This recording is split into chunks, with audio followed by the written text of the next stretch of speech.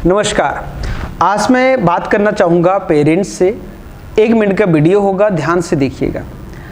बहुत सारे पेरेंट्स ऐसे होंगे जिनके बच्चे हमारे पास भी पढ़ने आते हैं और मैं इसमें बात करूँगा कि जैसे एकेडमिक बच्चा पढ़ने आता है, नॉर्मली हमारे पास ज़्यादातर यही आते हैं।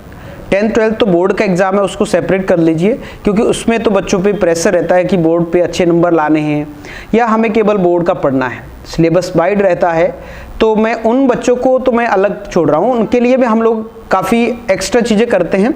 लेकिन आज मैं बात करूँगा 1st से लेकर 8th तक के बच्चों के लिए, क्योंकि उनको होता क्या है कि बच्चा स्कूल गया 7 बजे से 3 बजे बच्चा स्कूल से आया, उसके बाद मेरे पास से और जगह, उसके बाद 4 से 6 तक वो कोचिंग जाएगा और 7 बजे वो बेचारा घर पहुंचता है। ना तो कभी उसको खेलने का मौका मिल पाता है, ना तो उसको कभी अपने बारे में सोचने का मौका मिल पाता है। और इसीलिए हम थोड़ा सा अलग, मैं चाहता हूं कि बच्चा पढ़ाई के साथ साथ खेल कूद हो, योगा हो, क्योंकि हर आयाम पे खरा उतरना चाहिए। यदि आप चाहते हो कि आपका बच्चा बहुत अच्छा रहे तो उसके 4 आयाम बहुत अच्छे होने चाहिए। एक तो आपका इंटेलिजेंस, कि बच्चे का इंटेलिजेंस अच्छा होना चाहिए, सोच समझ अच्छी होनी चाहिए और कैलकुलेशन अच्छा होना चाहिए। वो तो एकेडमिक से होगा, आपका स्कूल कर रहा है ऐसा, कोचिंग भी कर रही है ऐसा। दूसरा होता है कि बच्चे का इमोशनल कोशेंट, यानी कि बच्चा आपसे जुड़ा भी है कि नहीं, आपके रिश्तेदारों से, सोसाइटी से, समाज से वो कैसा मिलजुल रहा है, किस तरह की इमोशन है समाज को लेके, देश को लेके, वो भी बहुत ज़रूरी है। और तीसरा आयाम रहता है जो कि बहुत ज़्यादा इंपॉर्टेंट है, वो है हमारा फिजिकल। अब बच्चे का फिजिकल कैसा है, ऐसा नहीं कि डाइजेशन सिस्टम बहुत ही वीक है, इम्यून सिस्टम बहुत वीक है बच्चे का, या फिर बच्चा कमज़ोर है, ज़्यादा ही फैटी हो रहा है, ज़्यादा ही पतला है, ये सारी चीज़ें बच्चों के साथ होती है। और चौथा आयाम होता है जो कि बहुत इंपॉर्टेंट है, वो है स्पिरिचुअल कोशेंट। मतलब बच्चे में आजकल देखा आपने भी देखा होगा, बच्चा आपकी बात नहीं मानता, मम्मी मैं नहीं कर रहा हूँ, पापा मैं नहीं कर रहा हूँ, और गेम खेल रहा है और बातों को टाल रहा है। अपने छोटा सा काम क्या करने को दे दिया, वो तो 4 चीजें मिला देगा, मेरे को याद करना है, मेरे को बोलते रहते हैं, ऐसा वैसा सारी चीजें हो रही है। और उसका कारण ये है कि बच्चों में कंट्रोल नहीं रहेगा, सेल्फ कंट्रोल नहीं है। और सेल्फ कंट्रोल कहां से होगा, वो होगा स्पिरिचुअलिटी से, अध्यात्म से। जब बच्चा अध्यात्म के साथ जुड़ेगा, जब बच्चा योग को समझेगा, जब बच्चा मेडिटेशन करेगा और अपने अंदर झांक के देखेगा कि मैं कर रहा हूं वो सही है कि गलत है। और ये स्कूल या कोचिंग नहीं सिखा पाएगी, ये बच्चा सेल्फ एनालिसिस से, यानी कि इंट्रोस्पेक्शन जब करेगा, अपना खुद का मंथन जब करेगा, तब ये अंदर से खुद निकल के आएगा। और हम यही चीजें करते हैं। ये 4 आयाम हो गए।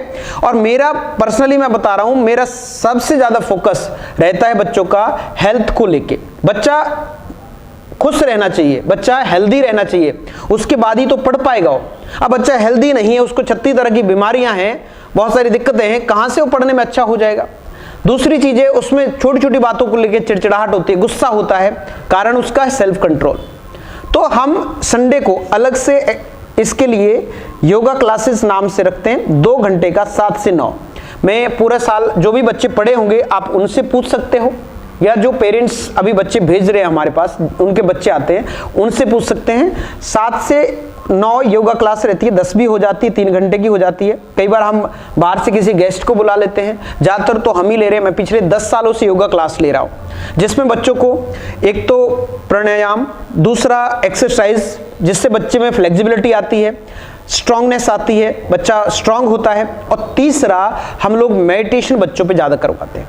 जब बच्चा मेडिटेशन करता है तो उसमें सेल्फ कंट्रोल आता है, उसको पता होता है कि कब क्या करना है, कब क्या बोलना है, वो सारी चीज़ें धीरे धीरे समझ में आने लगती है।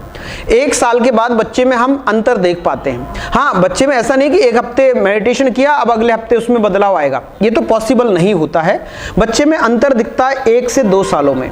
ये चीज़ें कि कुछ धीरे धीरे काम करती है। आपको पता है, जैसे एलोपैथी आप खाओगे तो तुरंत काम करेगी, लेकिन कई तरह के साइड इफेक्ट देती है। लेकिन आप आयुर्वेदिक से जाओगे तो आपको बीमारी को जड़ से उठा देंगे, जड़ से उखाड़ देंगे, लेकिन समय लगता है। तो यही चीज़ है, यदि बच्चे को पूरा ओवरऑल पर्सनैलिटी ग्लूम करनी हो, ओवरऑल पर्सनैलिटी पे काम करना हो, तो समय लगता है। एकेडमिक बच्चे का अच्छा करने के लिए 3 महीने पर्याप्त है। बच्चा 60% से 80 पे पहुंच जाएगा और 80 वाला 90 पे यानी कि 90 पहुंच जाएगा 3-4 महीने की मेहनत से।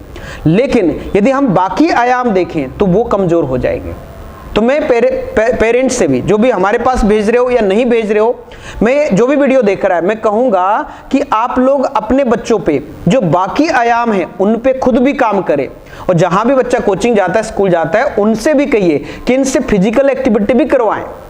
इनके गेम वगैरह होते हैं, बाकी एक्टिविटी, इंडोर एक्टिविटी होती है, आउटडोर एक्टिविटी होती है, उनको भी करवाएं, क्योंकि वहां से बच्चा क्रिएटिव होता है, उसकी सोचने समझने की क्षमता बढ़ती है।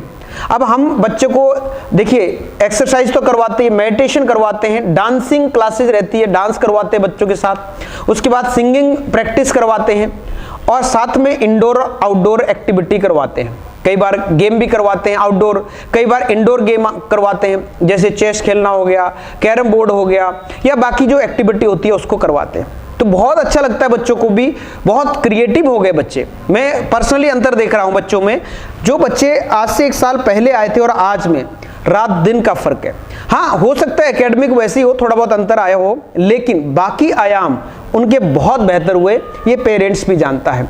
तो मैं सभी से कहूंगा कि बच्चे को ऐसा नहीं देखो आप कि बच्चा एजुकेशन में 90% 95% आ रहे हैं, ये भी देखो कि बच्चे का व्यवहार कैसा है, बच्चा हमारा किस तरह का है, क्या बात बात पे गुस्सा तो नहीं होता। सारी चीजें बच्चे में बैलेंस होनी चाहिए।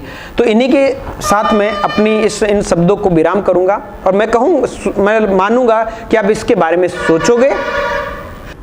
और जो भी पेरेंट्स चाहते हैं कि हमारे पास बच्चा पढ़ने आए, तो हमारा दिया हुआ नंबर है, इस पे कांटेक्ट कर सकते हैं, हमसे पूछ सकते हैं टाइमिंग को लेके, क्योंकि नए सेशन अप्रैल से शुरू होंगे, तो हम लोग इसके बारे में आपको डिटेल में जानकारी दे देंगे। या आप कोचिंग पे मिल सकते हैं, हमारी कोचिंग विलेट्स के नाम से है, पटरी रोड पे, ओल्ड रेलवे लाइन, अमलतास पे है। तो चलिए, बहुत बहुत धन्यवाद, बहुत बहुत शुभकामनाएं।